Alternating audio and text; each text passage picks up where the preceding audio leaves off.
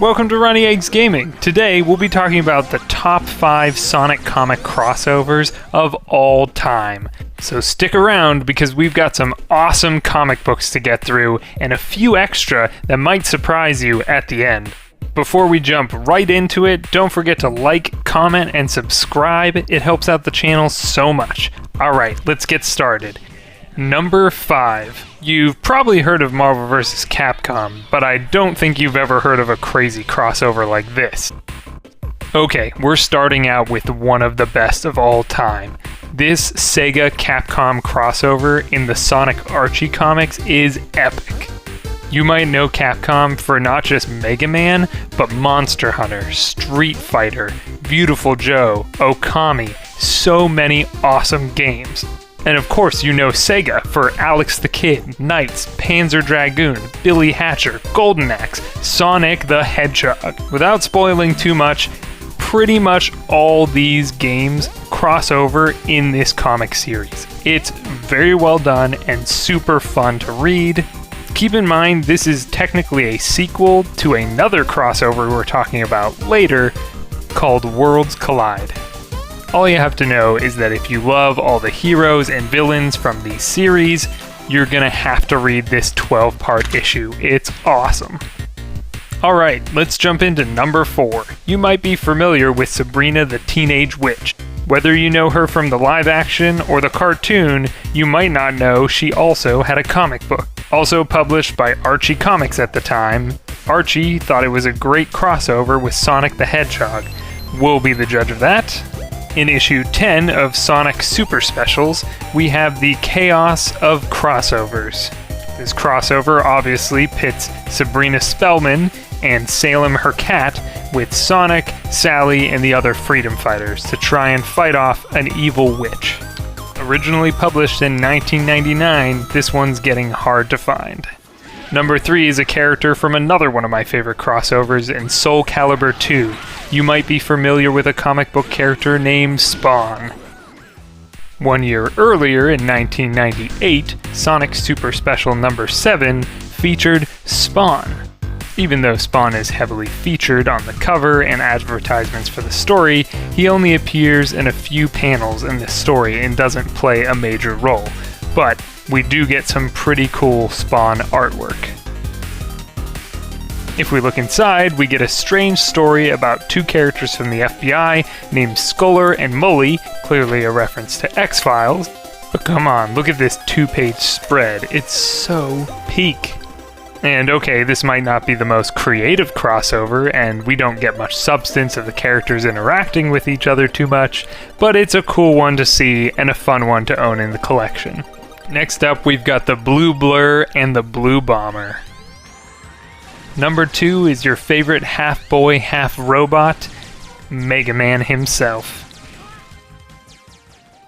So we talked about Worlds Unite, but this is Worlds Collide, the original crossover of Sonic and Mega Man in the Sonic Archie comics.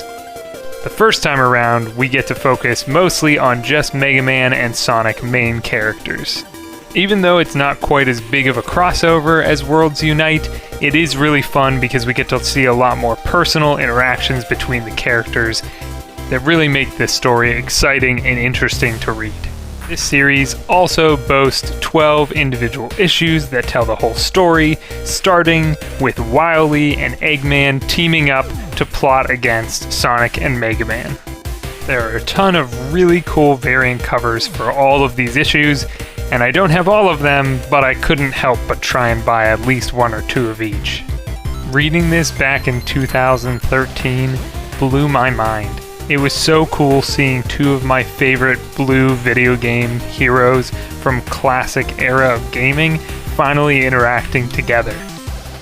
Alright, we've made it all the way to number 1. This is from Injustice 2, one of my favorite DC fighting games, so well done.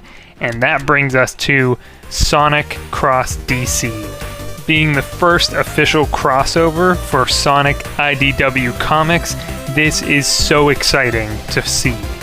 Spanning 5 issues of the mainline Sonic series, this series sees Sonic, Knuckles, Tails, Amy, Shadow, and Silver team up with the DC Justice League.